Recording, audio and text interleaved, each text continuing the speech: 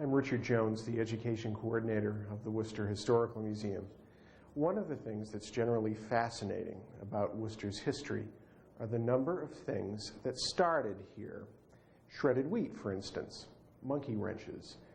The first and second National Women's Rights Conventions were in Worcester, and the first four-year college for women that offered the same kind of academic training that men received was located in Worcester.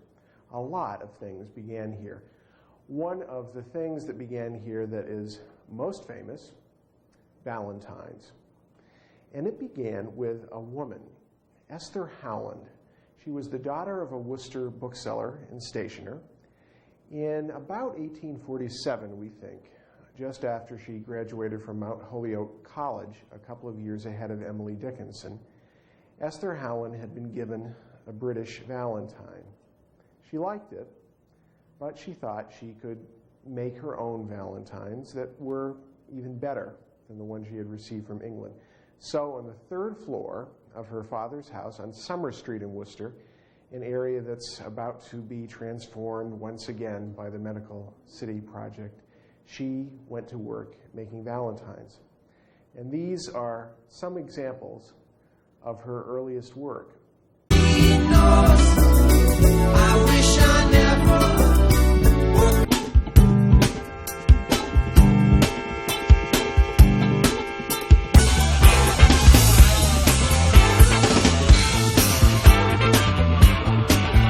And as a matter of fact, in this display, we can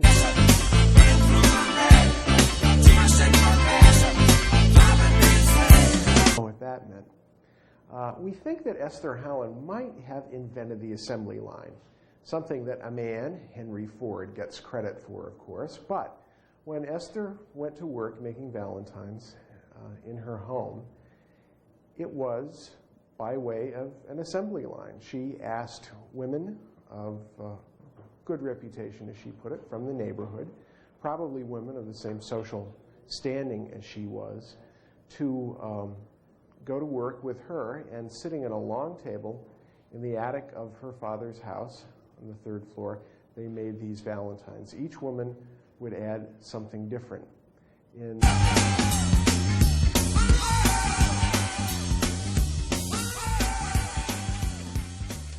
other cases,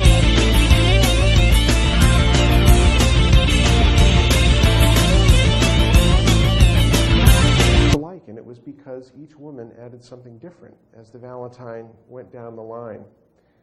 Now, where were the men in this operation?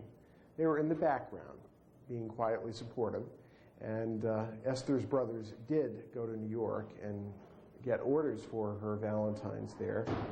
From their first trip to New York, they returned with several $1,000s worth of orders. It was clear that Esther Howland had hit on a very good business idea.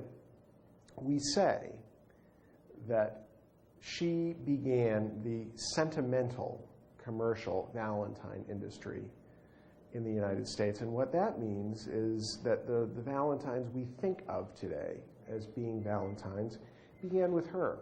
Before Esther Howland, Valentines could have been, caricatures with humorous verses underneath. They might have been hand-done designs which looked like early American folk art. But Esther began the production of the Valentines that we like to think of as being Valentines today. The Historical Museum is fortunate to have many examples of her work.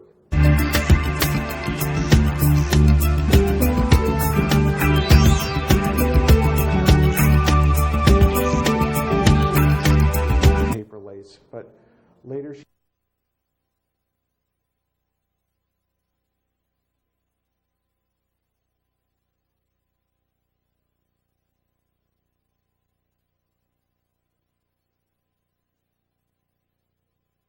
flowers, a god on a swan boat, a goddess riding in a chariot, a couple walking through a pasture, but very few hearts. People are surprised by how much Esther Howland's Valentines cost. Some of the smaller and simpler ones did sell for 5 or 10 cents a piece, but the more elaborate ones sold for as much as $5 or $10 in the 1860s. In the 1860s, that was a week or a month's salary. And in the 1860s, Esther Howland was making over $100,000 a year at her Valentine business. I'm not a real whiz at math, so I don't know how much that would be worth today, but it indicates that she was probably one of the wealthiest women in the country and one of its first successful business people. At about the same time that Esther Howland began to make her Valentines, a man named Jotham Taft began to make Valentines of his own. These are examples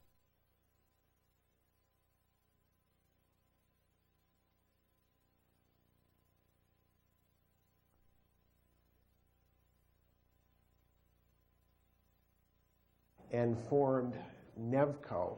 I love that name, the New England Valentine Company. And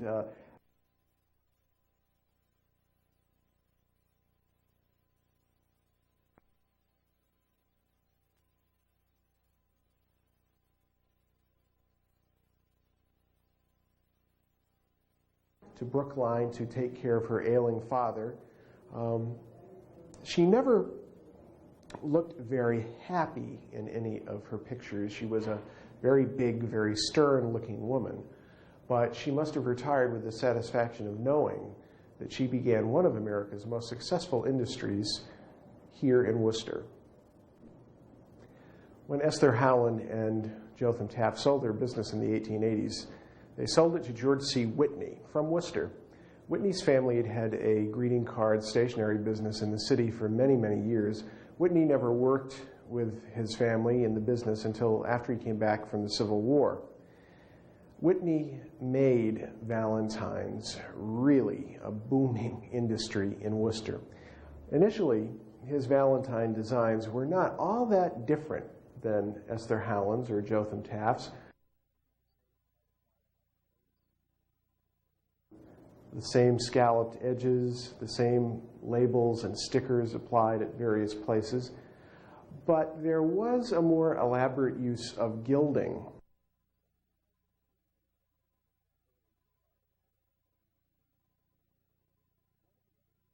He did, which relates to the very early history of Valentines and Valentine making, is that he sold Valentine Kits. Yes, you could make Valentines like this at home because Whitney sold you a box and provided you with all the materials. So you wouldn't have to resort to what these children did in the 1850s.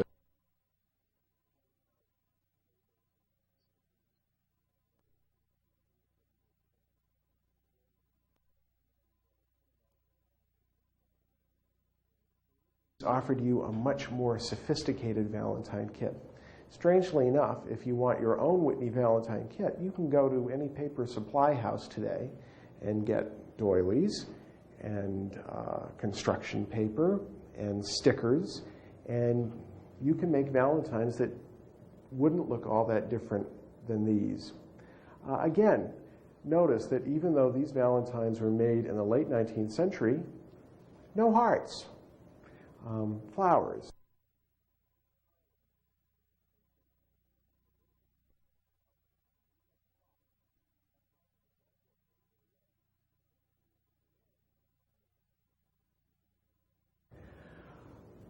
The George C. Whitney Company was pretty sophisticated, I think. I love their designs. In this frame, some of their designs from the early part of the 20th century. One of my favorites, a boy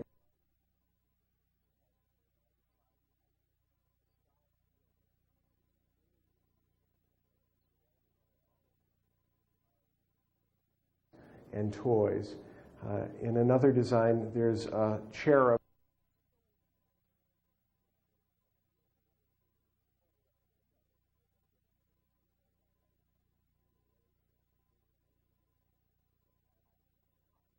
by the cherub. Very sophisticated designs, but maintaining the tradition of Valentines. Still, the scalloped edges, things at 4 corners of the card. only as we proceed further into the 20th century do hearts really make their appearance.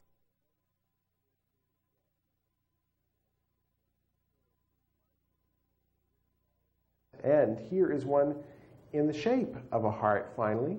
Kind of an interesting picture.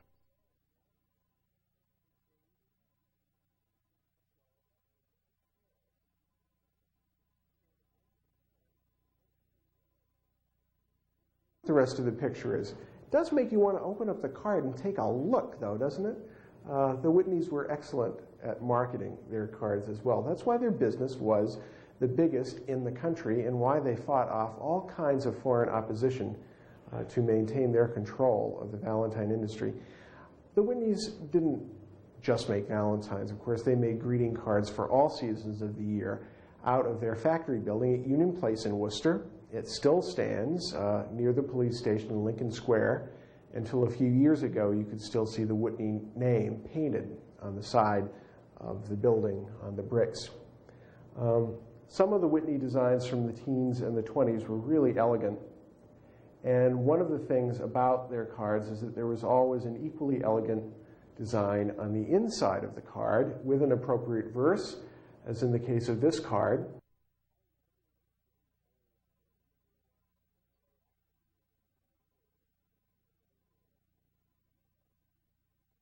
The innocence of America at the dawn of the century.